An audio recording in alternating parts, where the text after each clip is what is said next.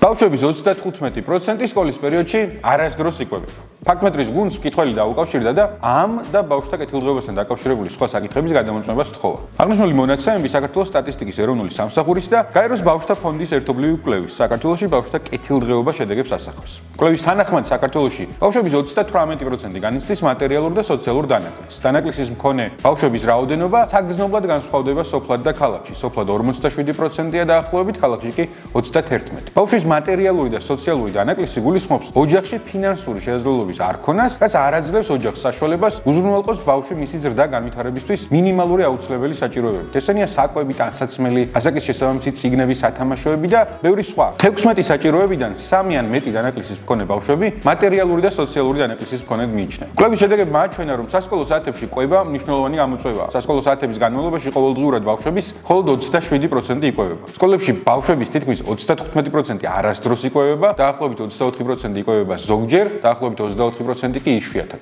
ყველაზე გავრცელებულ მიზეზებში თუ რატომ ვერ იკვებება ბავშვი სკოლაში, შემდეგი ფაქტორები სახელდება. საკვები ობიექტის არარსებობა სკოლის სიახლოვეს, შემთხვევების 36%, ფულის არქონა, შემთხვევების 20% და სხვა. მატერიალური და სოციალური დანაკლისის მქონე ბავშვებში, რომლებიც საერთოდ არ იღებენ საკვებს სკოლის საათებში, ყველაზე ხშირად ნახსენები მიზეზი არის ფინანსური პრობლემა. ხოლო სკოლის პერიოდში საკვების არ მიღების იგივე მიზეზი მატერიალური და სოციალური დანაკლისის არ მქონე ბავშვების მხოლოდ 3.3%-ს აქვს. ასევე ფართოდ გავრცელებული პრობლემაა საგანმანათლებლო მასალების სიმწირე. ბავშვების 45%-ს არ აქვს მინიმუმ ერთი საგანმანათლებლო ნივთი, რომლის ქონაც სურთ, მაგრამ ვერ ახერხებენ სახსრების არარსებობის გამო. ყველაზე ხშირად ბავშვებს არ აქვს შემდეგი ნივთები: ლეპტოპი 29%-ს, სახატავის საშუალებები 18%-ს, წიგნები 16%-ს, მუსიკალური ინსტრუმენტები 10%-ს. ამ შემთხვევაშიც მაღალია უთანასწორობა ქალაქისა და სოფლის ჭრილში. სოფლად მაცხოვრებელი ბავშვების 59.6%-ს არ აქვს რაიმე სახის საგანმანათლებლო მასალა. ქალაქში მაცხოვრებელი ბავშვების შემთხვევაში კი ეს მაჩვენებელი 35.6%-ია. უთანასწორობის მაჩვენებელი კიდევ უფრო მაღალია მატერიალური და სოციალური დანაკლისის მქონე და არ მქონე ბავშვებს შორის.